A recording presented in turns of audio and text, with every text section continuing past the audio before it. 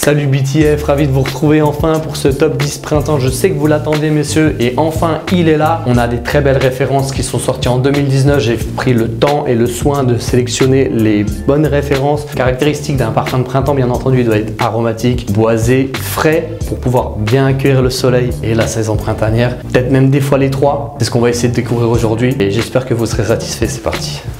Numéro 10, Santal Royal de Guerlain. Il fait partie de la famille des Absolus d'Orient. C'est vrai qu'il est très fort et je le sens tout de suite. C'est Guerlain qui a créé une collection privée. On va retrouver d'autres flacons comme Bois Mystérieux, Oud Essentiel et Musc Noble. J'ai prévu un top 10 Oud, j'en profite pour vous en parler. Je pense que la bataille va être très rude parce que celui-ci, franchement, il fait le boulot. On a du bois de santal, on a du oud, on a de la rose, du cuir dans cette référence. Et c'est Thierry Vasseur qui l'a composé. Si vous connaissez la petite robe noire, eh ben, c'est lui aussi qui est derrière cette merveille. Je vous invite à le sentir. C'est vrai que ce sont des parfums qui sont assez coûteux parce que le oud, c'est 10 000 € le kilo. C'est l'or de la parfumerie. Si vous connaissez pour certains les encens qu'on utilise à Dubaï ou les encens que vous allez retrouver dans certaines boutiques de Paris comme sur les Champs-Élysées ou à certaines boutiques un peu classe de Paris, c'est vraiment le reflet, c'est le miroir des encens qu'on a l'habitude de sentir. Moi perso je kiffe parce que j'en ai chez moi et là j'ai retrouvé vraiment ce que je mettais en termes d'encens. Si vraiment vous aimez les encens, si vous aimez les parfums orientaux, là il y a une grosse référence. Vous pouvez la mettre plutôt en fin de soirée et au début de printemps parce que c'est très fort. Pour toutes les personnes qui sont fans de oud et de parfums orientaux, je vous invite à essayer Santal Royal de Guerlain et je l'ai mis en numéro 10. Numéro 9, Prada L'Homme. Un must-have particulièrement au printemps. C'est vrai que j'aime beaucoup ce parfum, il est safe, c'est vraiment un parfum de jour, un parfum pour le bureau. Voilà, iris, néroli, ambre, patchouli et poivre noir pour cette composition. Je connais pas plus safe que Prada L'Homme, c'est vraiment un parfum de bureau, il est safe et imposant. Je l'ai présenté à certains chefs d'entreprise, je l'ai présenté également à des cadres, à des managers. Ils ont tout de suite validé, ils ont vu que c'était vraiment approprié pour le lifestyle du travail en fait. C'est une référence, c'est très raffiné, il est poudré, floral, boisé, épicé frais. Classique présentable avec celui-ci, les performances sont très bonnes. La versatilité aussi, les compliments, je pense que essayez-le et vous me ferez des retours parce que perso, moi je connais déjà la réponse. Numéro 9, Prada L'Homme. Numéro 8, Armani Code Colonia.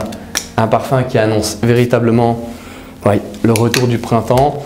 On s'éloigne véritablement des autres Armani Code puisqu'on passe d'un oriental épicé à un aromatique fougère. Il est très frais, on conserve la fève de tonka, mais cette fois-ci on y ajoute de la mandarine avec de l'héliotrope, de la fleur d'oranger ainsi que du poivre rose. J'aime bien le porter avec une petite chemise blanche, un petit dress code sympa, casual, pas trop prise de tête parce que c'est vraiment son identité, il n'est pas trop prise de tête, c'est un parfum un peu de tous les jours, un peu comme Prada L'Homme.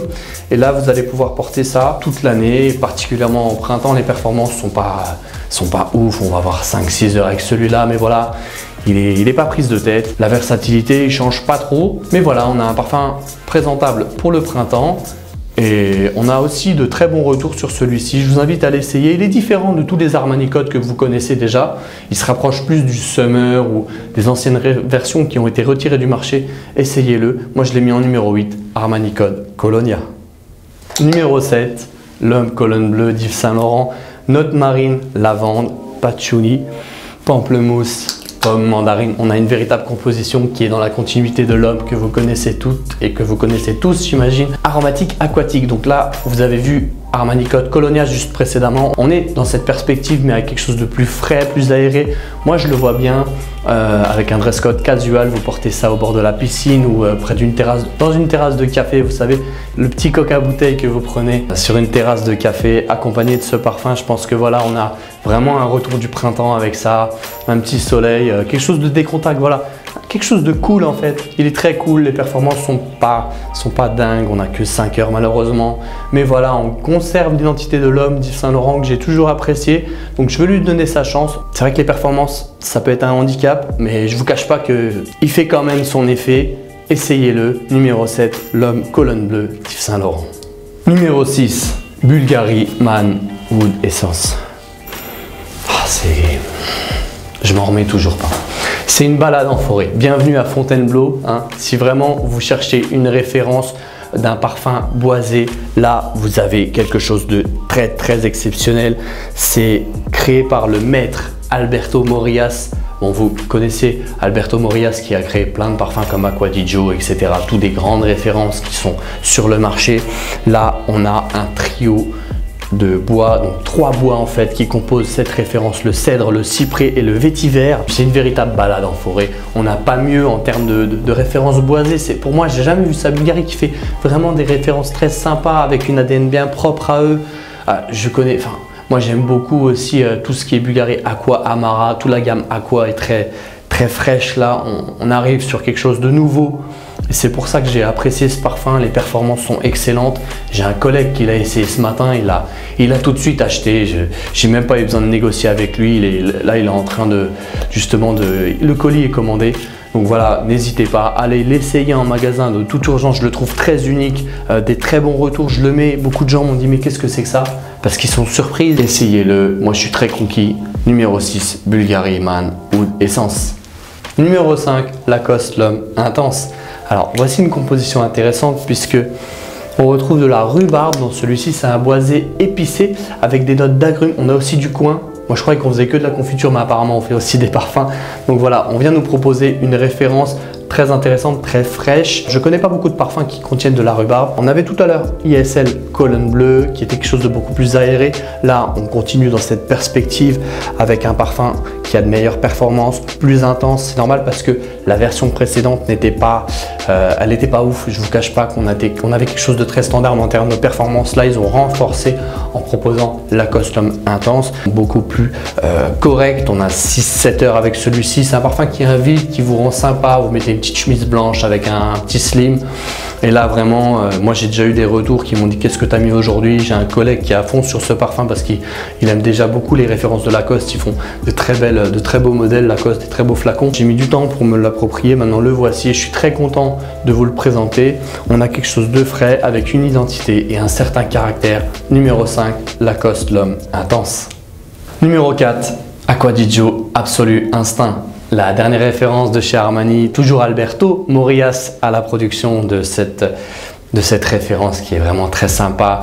Donc là, ça va changer. Vous avez tous connu Acqua di Gio Profumo qui était le plus abouti pour moi. Hein, vous le savez, j'en parlais dans l'unboxing de la précédente vidéo. Là, on va se retrouver avec quelque chose de très sympa parce qu'il conserve ses notes marines. On va passer d'un aromatique aquatique à un aromatique boisé parce que là, on a des notes marines, le patchouli et la bergamote bien entendu, mais on va aussi avoir du bois d'ébène, du bois d'ambre, du citron et de l'algue. Donc vous voyez, c'est un mélange un peu explosif entre le côté boisé, enfin l'innovation du côté boisé, tout en conservant les notes marines d'Acqua di Gio qui est une référence mondiale.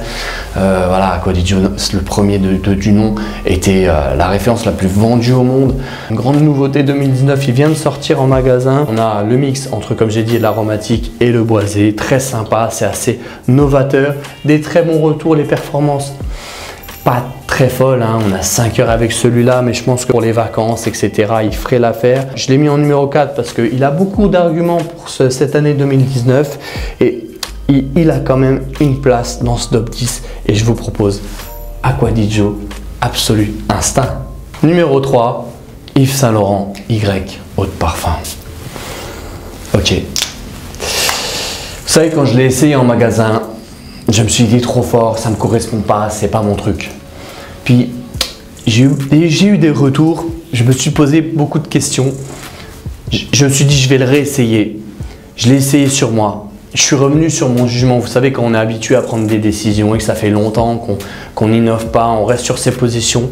Celui-là m'a vraiment fait changer d'avis parce que c'est un aromatique fougère aussi. On a des notes de sauge, c'est quelque chose d'assez nouveau. Il est très frais.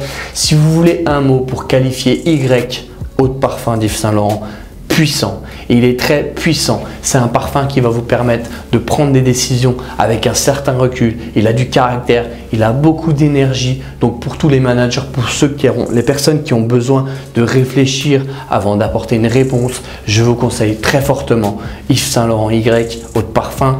Voilà, c'est vraiment une folie. Les performances, je l'ai essayé le matin la dernière fois, en fin de soirée, il était encore là. Donc voilà, il vous colle à la peau, il est exceptionnel, il a une versatilité, il va s'harmoniser avec votre personnalité. Bon, écoutez, ça va être très simple. Je vous invite vraiment à l'essayer de toute urgence. Il a de très bons retours. Je l'ai fait essayer encore aujourd'hui. Les gens, ils m'ont dit, vous savez, la petite tête convaincue qui fait que, avec un côté indécis aussi, c'est ça qui provoque cet effet, l'effet de Y. Essayez-le, moi je l'ai mis en numéro 3. C'est la grande nouveauté 2019. Il mérite sa place sur le podium pour ce top 10 printemps. Numéro 3, Y, EDP, Yves Saint Laurent. Numéro 2, John Varvatos, Artisan Pure. Demain, c'est simple. Demain, je pars à Miami. Vous me retrouvez sur Collins Avenue avec Artisan Pure. Voilà, c'est très simple. Voici le retour du printemps, le soleil qui vient nous retrouver. Vous connaissez habituellement toutes les références qu'on peut nous présenter sur le marché en termes de parfums printemps, été, voilà, des notes d'agrumes, épicés frais. Donc vous connaissez pas Artisan Pure. Voici la référence, c'est un must-have à avoir pour le printemps.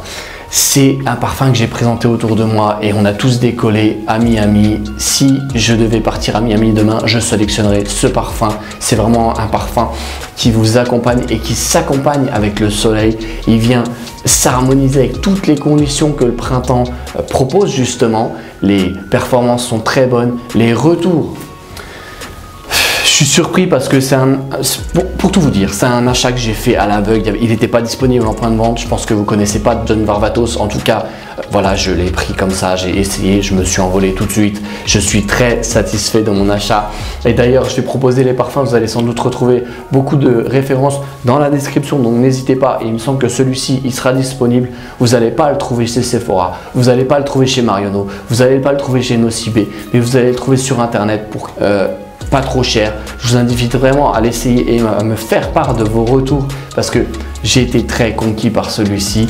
On a voilà de la clémentine, de la mandarine, de la bergamote, du citron, du gingembre. C'est un parfum Hespéridé. Vous voyez, même moi je découvre des mots que je connaissais même pas.